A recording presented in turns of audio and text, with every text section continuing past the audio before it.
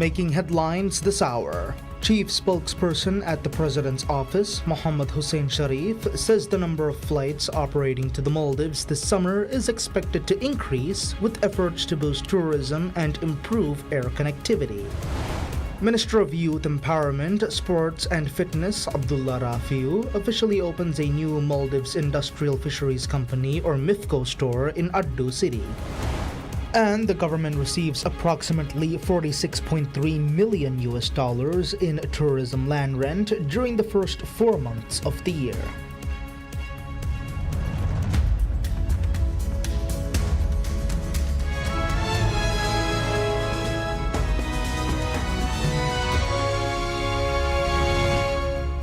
Bismillahirrahmanirrahim. Assalamu alaikum and welcome to PSM News in English with me, Abdullah Ahil.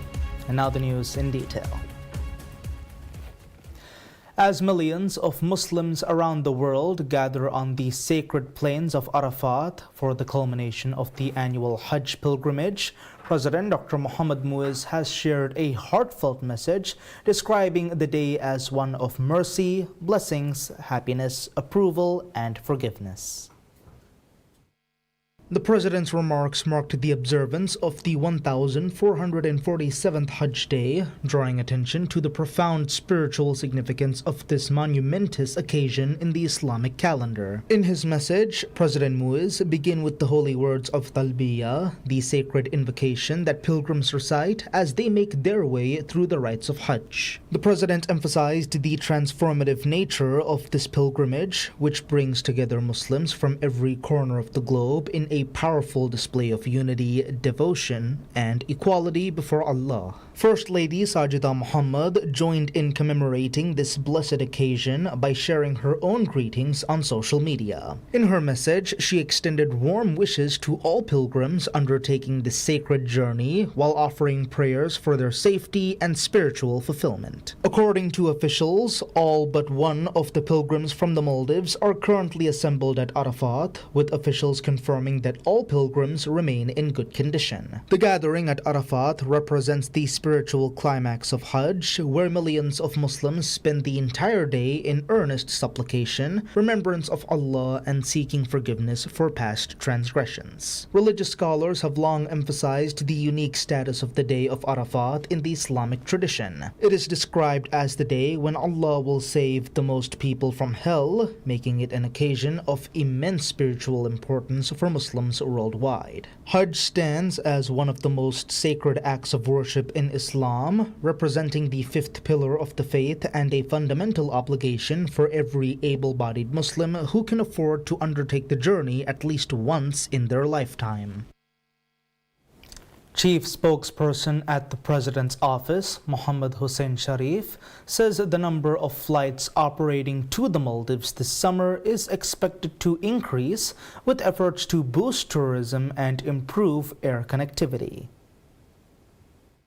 The Middle East war has disrupted global air routes, leading to widespread suspension of several flights that operate to the Maldives. However, several of these airlines are gradually resuming and increasing operations. The government's efforts to bring tourists to the Maldives through alternate routes have also contributed to an increased number of tourists visiting the Maldives despite the conflict. According to the spokesperson, the government is working to restore tourism levels to pre-conflict levels. Speaking at the latest session of the Presser with the Spoke series, he said the Maldives tourism sector has performed better than initially expected due to stable visitor arrivals from other markets. He noted that arrivals from India remain strong, while Chinese arrivals have increased significantly in time for summer. Flight disruptions have reduced from about 99% at the start of the conflict to around 70% currently, according to government figures. The government said launching the national airline routes to new destinations will also help support tourism recovery. The Maldives has also been offering jet fuel at reduced prices to airlines to encourage more carriers and increase flight frequency. Ambassador of the Maldives to Japan, Ahmad Mahlouf, presents his letters of credence to the Emperor of Japan, Emperor Naruhito, at a ceremony held at the Imperial Palace in Tokyo. Following the presentation, the Emperor welcomed Ambassador Makhlouf and congratulated him on his appointment and wished him success in undertaking his duties. Ambassador Makhlouf expressed gratitude and conveyed warm greetings and good wishes from President Dr. Mohamed Muiz as well as the Maldivian people. He also expressed his commitment to further strengthening the existing bilateral relations and close cooperation between the two countries. The Maldives and Japan established formal diplomatic relations on the 14th of November 1967. Next year will mark the 60th anniversary of diplomatic relations between the two countries. Ambassador Makhlouf was accompanied to the ceremony by Deputy Ambassador Ahmad Adil and Second Secretaries Hawa Samha, Aminat Razia, and Ashraf Ali at the Maldives Embassy in Japan.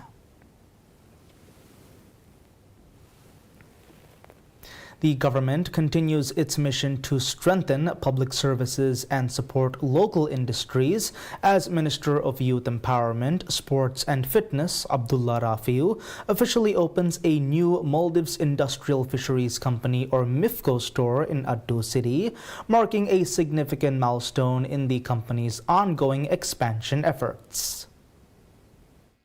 During the inauguration ceremony, Minister Rafiu emphasized that this development represents a historic step forward in the government's commitment to making essential products accessible to citizens across all regions of the Maldives at affordable prices. In his address, Minister Rafiu highlighted that the establishment of MIFCO stores beyond the capital region demonstrates the administration's dedication to decentralizing services and ensuring that every citizen can benefit from quality products manufactured by state-owned enterprises. The minister emphasized that MIFCO has long been recognized as a trusted brand among Maldivian households, having served the nation reliably for many years. He assured the public that the company continues to add new and reliable products to the market while maintaining competitive pricing structures that ease the financial burden on families. The minister further explained that the government's fisheries company, funded through the state budget, must operate in a manner that serves the public interest without imposing unnecessary financial burdens on taxpayers. He reflected on the challenging circumstances that existed when the current administration assumed responsibility for MIFCO, describing a situation where the government fisheries company was experiencing significant financial difficulties and had accumulated substantial losses. At that time, the company faced severe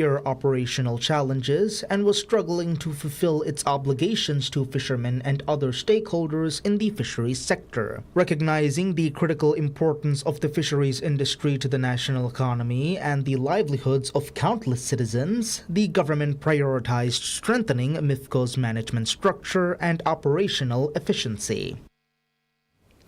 The government receives approximately $46.3 million in tourism land rent during the first 4 months of the year.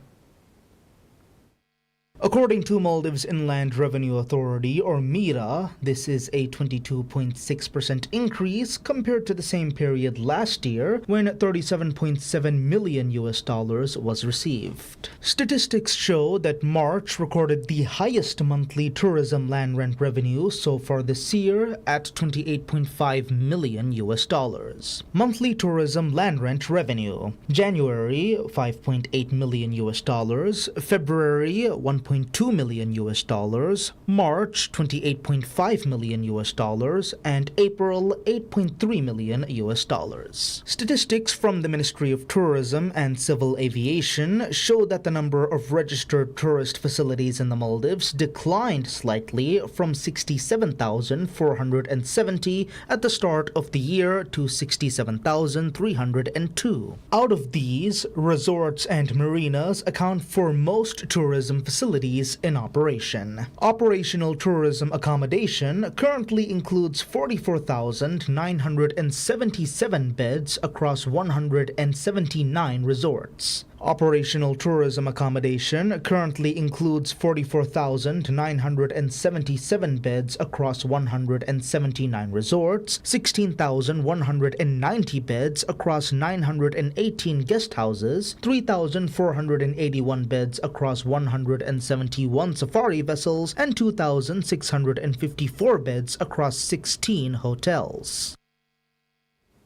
Development work on the new terminal at Daravandu Airport in Ba Atoll is expected to begin later this year. According to Ibrahim Iyas, Managing Director at Island Aviation Services Limited or IASL, the company is currently in the process of selecting a contractor for the project. He said the airport has been managed by IASL since its opening, although it was previously owned by a private company called Coastline. Iyas said the government officially handed over the airport to IASL in April this year, following an announcement made by President Dr. Mohamed Muiz during a recent visit to the island, where he pledged to hand over the airport to the company and develop its terminal. Iyas said contractor selection on a contractor financing basis will be completed in the coming months, with construction set to begin later this year. The due date to submit proposals has been set for the 4th of June. The new terminal is designed to improve passenger services, featuring a larger arrival hall, self-service kiosks, and 3 gates. The terminal will incorporate modern design elements that show the Maldives' underwater scenery. The terminal will be able to handle 175 passengers at a time and include a 75-seat lounge and a baby care facility. Once completed, the airport will be able to accommodate 3 aircraft simultaneously.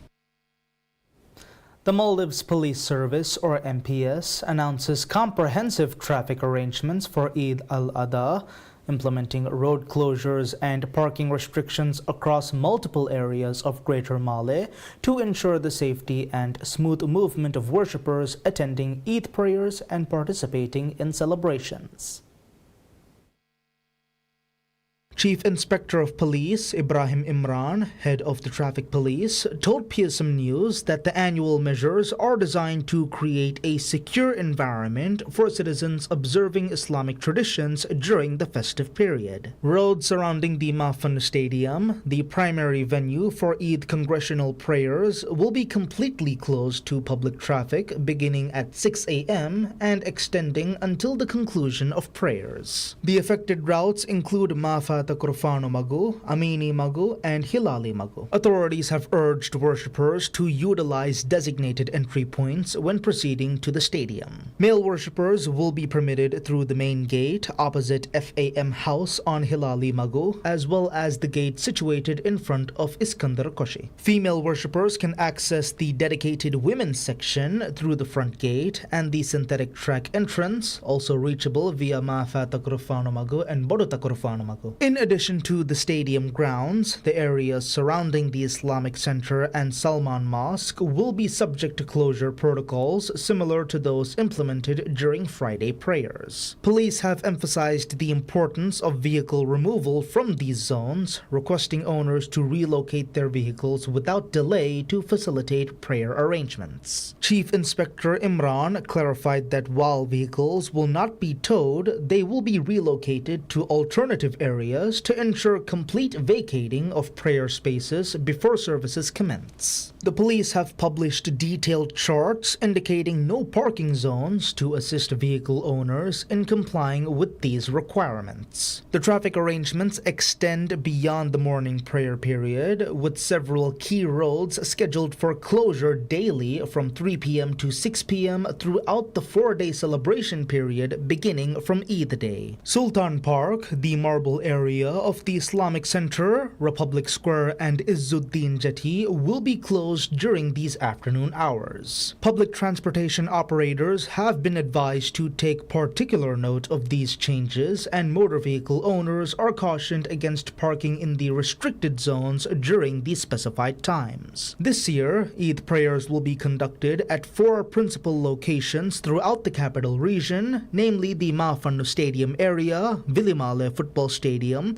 the synthetic track in the first phase of Hulumale, and the Masjid Hassan Adam in Hulumale's second phase. An additional open-air prayer area has been designated around Nirolumago, Hinamamago, Ferugasmago, and Dumburigasmago to accommodate the expected congregation. Beyond these larger gatherings, officials have confirmed that Eid prayers will also be offered at a total of 25 mosques throughout the Greater Mala region, providing worshippers with numerous options for observing the occasion. To support the implementation of these arrangements, the MPS will deploy traffic officers, police cadets, and Girl Guides throughout the affected areas to manage crowd control and facilitate smooth movement of worshippers. Authorities have appealed to the public to cooperate fully with the deployed personnel and to adhere to the announced traffic guidelines to ensure a safe and orderly Eid celebration for all residents.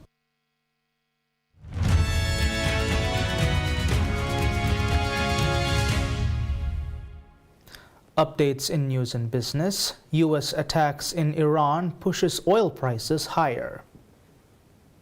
Even as the talks proceeded, U.S. forces on Monday conducted strikes in southern Iran against targets, including boats attempting to lay mines and missile launch sites in what it described as defensive actions. The gas will go down. As soon as the war's over, it'll drop like a rock. There's so much of it. It's all over the place, sitting all over the oceans of the world. And it'll go down. But what won't happen is if Iran had a nuclear weapon and used it, then the whole world is a different place. What about You're not going to have to pay a little bit more for gasoline. The gasoline, the oil will go down rapidly as soon as the war is over. Brent crude futures rose 2% in early Asian trade as tensions between the U.S. and Iran persisted. Elevated crude oil prices can fuel inflation and keep interest rates higher for longer. While gold is seen as a hedge against inflation, higher rates tend to weigh on the non-yielding metal.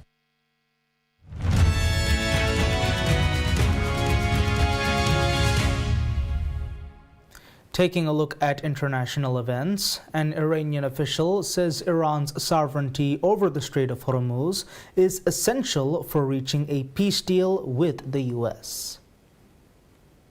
Ebrahim Azizi, head of the Iranian Parliament's National Security Committee, said the strait is not up for negotiations the way we did with the nuclear issue. Oil prices fell nearly 7% before, as optimism grew that the United States and Iran were moving closer to a peace deal that would reopen the Strait of Hormuz, even though Washington and Tehran played down hopes for an imminent breakthrough. Iran's top negotiator and its foreign minister were in Doha for talks with Qatar's prime minister on a potential deal with the U.S. to end the 3-month-old war, an official briefed on the visit said. Both sides said they have made progress on a memorandum of understanding that would halt the war and give negotiators 60 days to reach a final deal. Citing a Middle East diplomatic source, the Nikkei newspaper reported on Monday that the U.S. and Iran were discussing a plan to open the Strait of Hormuz about 30 days after the two countries reach a deal to end hostilities. Iran would proceed to clear mines from the strait during a 30-day window following an agreement after which ships from all countries would be able to navigate freely and safely, and Iran would stop collecting transit fees, Nikkei said. The report added the ceasefire agreed in early April would be extended for 60 days, with the plan to hold talks on Iran's nuclear program during the 2-month pause. U.S. Secretary of State Marco Rubio says the Quad group of countries agrees to launch an initiative on Indo-Pacific energy security and a critical minerals framework after a meeting of the group's foreign ministers.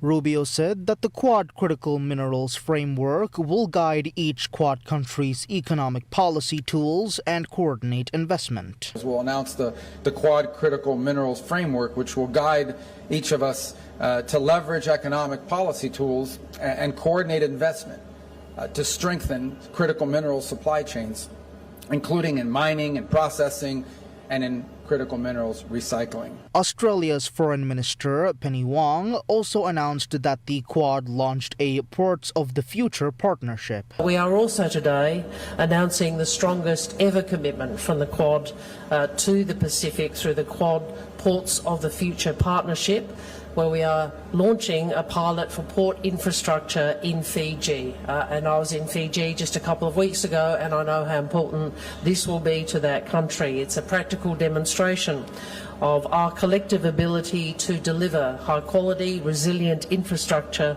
in partnership with the region and in response to Pacific priorities. Quad includes Australia, India, Japan, and the US.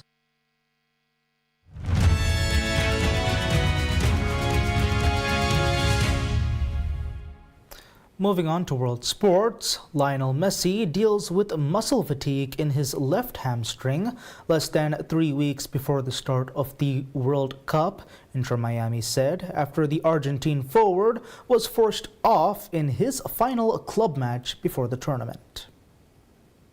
Messi, 38, left Sunday's 6-4 Major League Soccer victory over the Philadelphia Union in the 73rd minute after clutching the back of his thigh following a free kick. Inter Miami coach Guillermo Hoyos had downplayed the issue after the match, saying Messi appeared fatigued after playing on a heavy pitch. Major League Soccer is now pausing for the World Cup, which will be co-hosted by the United States, Canada, and Mexico from June 11th to July 19th. Argentina coach Lionel Scaloni included 8 times Ballon d'Or winner Messi in a provisional 55-man squad announced earlier this month, ahead of the defending champions' opening match against Algeria in Kansas City on June 16th. Messi captained Argentina to their 3rd World Cup title in Qatar in 2022 and is expected to lead the team again in what could be his 6th appearance at the tournament.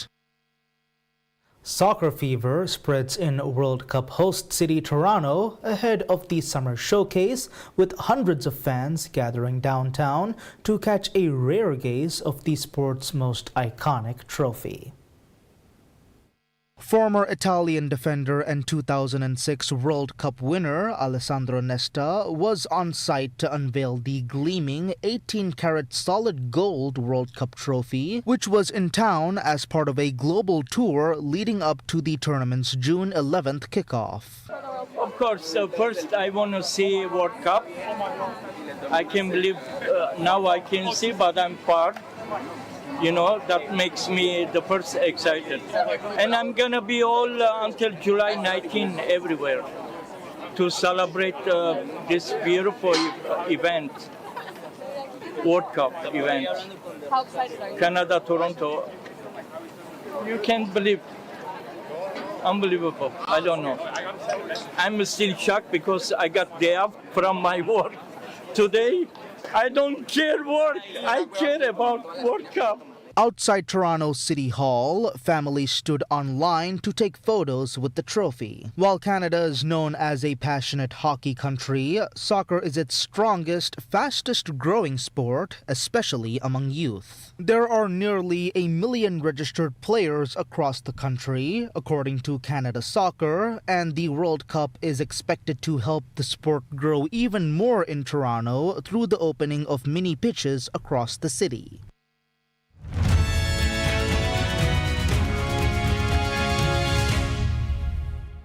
Concluding with news and entertainment, the night skies over Dujianyan City in southwest China's Sichuan province transformed into a digital canvas as tens of thousands of drones formed a record-breaking spectacle that blurred the lines between technology and art.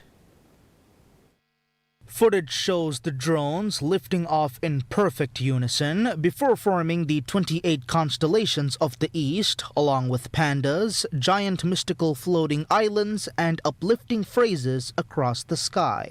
Tech company Yufengzhe Technology, a core member of the MOVA ecosystem, launched the astonishing 33,615 drones simultaneously in an effort to set the world record for the largest drone cluster. The spectacle set 3 separate Guinness World Records in a single flight, including most drones flying simultaneously under group control and most drones forming an aerial pattern. The show also set a new world record for the largest area LED mesh flying screen, creating a staggering 148,561 square meter flexible display suspended in mid-air. According to local media, the fleet was powered by a self-developed high-stability local area network or LAN communication system with latency of under 20 milliseconds, designed to prevent signal interference between drones. It was also engineered to withstand of up to level 6 while maintaining millisecond level synchronization. And that's all the news we have for today. We'll be back with any further updates. Until then, I'm Abdullah Ahil from PSM News.